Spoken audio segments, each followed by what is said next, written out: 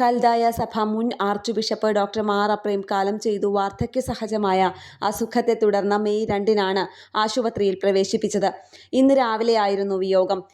തൃശൂരിന് ഏറെ പ്രിയപ്പെട്ട മാർ അപ്രേം 70-ലേറെ പുസ്തകങ്ങളുടെ രചയിതാവാണ്. തൃശൂരിന്റെ ചരിത്രം ആഴത്തിലറിഞ്ഞ അദ്ദേഹം എല്ലാ സമുദായങ്ങൾക്കും പ്രിയങ്കരനായിരുന്നു. പാത്രിയാർക്കൽ പ്രതിനിധിയായും വലിയ പിതാവായും തുടരുന്നതിനിടെയായിരുന്നു വിയോഗം. നർമ്മത്തിൽ പൊതിഞ്ഞ സംഭാഷണത്താലും ഗാനങ്ങളാലും ശ്രദ്ധ പതിപ്പിച്ച അദ്ദേഹം 54 വർഷം ആർച്ച് ബിഷപ്പായിരുന്നു. 1968 മെത്രാനായി. തുടർന്ന് മെത്രാപ്പൊലീത്ത. ജോർജ് ഡേവിസ് മൂക്കൻ എന്നായിരുന്നു മുഴുവൻ പേര്. തൃശൂർ CMSLPയിലും കാൽഡിയൻ സിറിയനിലും സ്കൂൾ വിദ്യാഭ്യാസം. തുടർന്ന് സെന്റ് തോമസ് കോളേജിൽ ഇന്റർമീഡിയറ്റ്.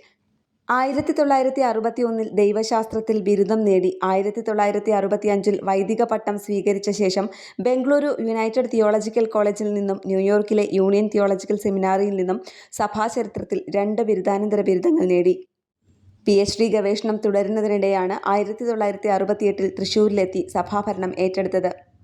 1976 സെറാംപൂർ സർവകലാശാലയിൽ നിന്ന് PhD നേടി. 2002 MG സർവകലാശാലയിൽ നിന്ന് സുറിയാനി സാഹിത്യത്തിൽ 2ാം PhDയും സ്വന്തമാക്കി. ഇംഗ്ലീഷിലും മലയാളത്തിലുമായി 70-ലേറെ പുസ്തകങ്ങൾ രചിച്ചിട്ടുണ്ട്. ഒട്ടേറെ പുരസ്കാരങ്ങളും അദ്ദേഹത്തെ തേടിയെത്തി. അപൂർവവും പുരാതനവുമായ സുറിയാനി ലിഖിതങ്ങളുടെ വിപുല ശേഖരവും മാർ അപ്രേമിന് സ്വന്തമായുണ്ട്.